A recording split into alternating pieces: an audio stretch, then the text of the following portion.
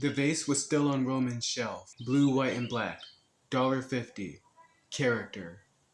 Roman had not touched it ever since the cartoon mallet incident. He thought about it every single day.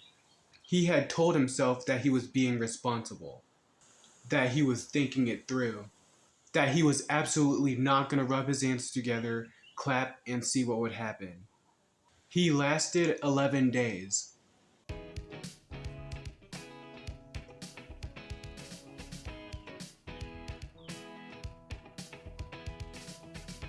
No, I didn't say anything. You're thinking about touching it. I am thinking about a lot of things, Stymie. I am a complex person. Roman, the last time you touched the vase, a cartoon anvil fell on me. And you stepped out of the way perfectly. Your reflexes have not been better. That is not the point. I have been thinking about this. The vase doesn't cause chaos. It transforms things. What if this time it does something useful? What if I could control it? You cannot control it. The note literally said what happens next is not our responsibility. That is just legal language. Everything has legal language. Roman, do you remember what happened last time to your carpet? The carpet engine just buffed right through. Do you remember what happened to your dad's refrigerator? The rubber chicken was actually kind of funny. Has it occurred to you that not everything that glitters turns out to be gold at the end? That vase looked like something special in the thrift store. It caused chaos in your living room and now you want to use it again because you think it'll do something special? Roman looked at the vase. He looked at Stymie, then back at the vase. What if I just... Roman, real quick, do not... Roman was wearing a chef outfit. Full white coat, tall hat slightly crooked, wooden spoon in his hand. I cannot believe you did that.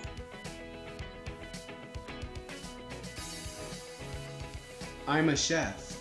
You are not a chef. The vase says I'm a chef. The vase also summoned a cartoon anvil. Roman was already walking towards the door with his wooden spoon raised. I am gonna make the finest meal that this family had ever seen. Tonight, this Dixon household will dine like royalty. This is gonna be a disaster. Have a little faith, Stymie.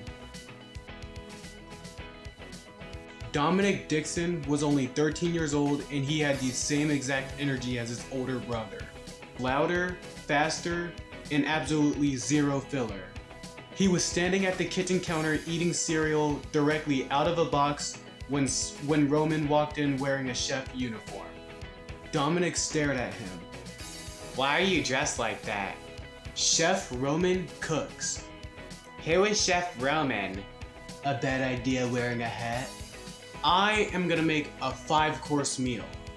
Appetizers, salad, soup, main course, and dessert. Full fine dining, right here in Brookfield. Can I watch? Unfortunately, yes. You may absorb greatness. Both of you. Stand back and watch history. He pulled out a pot, then another pot, then a pan, then 3 more pans, then a mixing bowl, then another mixing bowl. Roman, why do you need 6 bowls and pans? Roman was not listening and he was pulling ingredients from the refrigerator. Greatness requires tools, Dominic. You'll understand when you're older. Has he done something like this before? The vase. Oh no! It started reasonably enough. Roman had flour on the counter. He had some things simmering on the stove that he called reduction sauce. 10 minutes later, the kitchen looked exactly like a different room entirely. Flour covered the floor, the counter, and somehow the top of the refrigerator. The reduction sauce had bubbled over the top and was now running along the side of the stove. Roman had 4 different things going simultaneously, none of which appeared to be going well. Roman, there is sauce on the ceiling.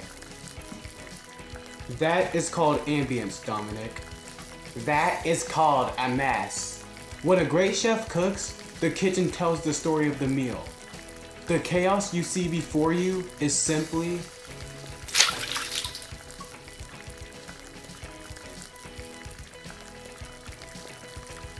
What was that?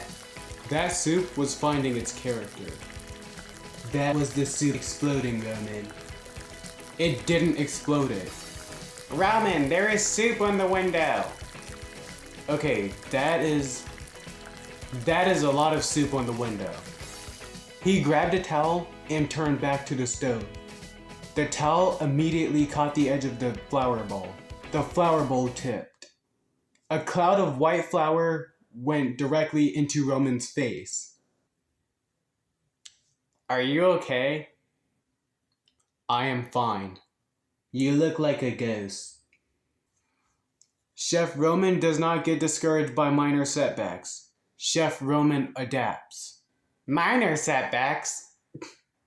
Roman, there is flour on the ceiling now too.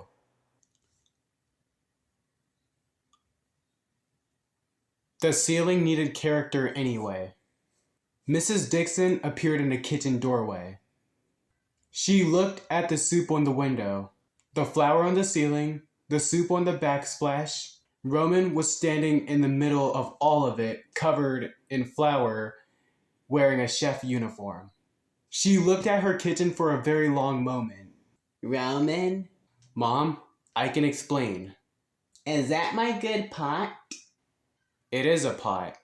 Roman Elijah Dixon, is that my good pot? It might be your good pot. What is on my window? That is the soup finding its... He said character, Mom. He keeps saying it's character. Did you know about this? Stymie knew first. I told him not to touch the vase. The vase again? Mom, it turned me into a chef. It turned you into a mess, sweetheart. She said it. She said the thing. Roman stood in the middle of the kitchen and looked around. Really looked. Flour, soup, sauce, 6 pans, and bowl. His mother's good pot with something unidentifiable crusted into the bottom. The chef's hat was still crooked on his head. He had been so certain that this time would be different. He had told himself that the vase would do something useful, that he could handle it, that this time was in control. He looked at Stymie. Stymie looked back at him, said nothing, did not need to. You told me not to touch it. I did? You said not everything that glitters turns out to be gold. I said that too. The vase looked like something special. Both times and both times. Both times you were excited about what the vase might do and didn't stop to think about what it could do. There is a difference between potential and wisdom, Roman. Knowing something could be great does not mean rushing into it without thinking is the right move. The smartest thing you could do is wait, prepare, understand what you're dealing with before making a move. You hear that? Yeah. Remember that. Not just about the vase, about everything. Something looking good on the outside does not mean you have to act without thinking first. The mallet, the anvil, the kitchen. Every single time I saw something shiny and jumped right into it without thinking. So what do you do instead? You think, you prepare. You ask someone who's smarter than you what they think. And you actually have to listen to the answer. Progress. That was very good, sweetheart. Now clean my kitchen. I'll help. You will help. Yes. Wait. Soap is under the sink. Stymie. I know. After cleaning the soup off the window, the flour off the ceiling, the sauce off the backsplash, Roman had picked up the vase from where he had set it on the counter. He looked at it. Blue, white, and black. See-through glass. Hairline crack on the left side. Character. Wow. There he is. Welcome back. I am putting this back on the shelf. I am not touching it again until I understand what is going on. That is the smartest thing you've said all day. Still a great vase, though. Sure, Roman. Mrs. Dixon came back into the kitchen, looked around, nodded approvingly at the cleanup effort, then looked at the window. There's still soup on my window. Dominic pointed at Roman. Roman was already grabbing the paper towels. Roman put the vase back on his shelf that night, right next to his monitor, right where it always had been. He looked at it for a long time before he turned the light off. Stymie was right. Not everything that glitters turns out to be gold at the end. Some things look extraordinary on the outside and turns into chaos on the inside. Some things need to be understood before they are used. Some opportunities need preparation before they become possibilities. The vase was still the best $1.50 Roman had ever spent at the thrift store. He was certain of that. But next time, he was going to think first. Probably.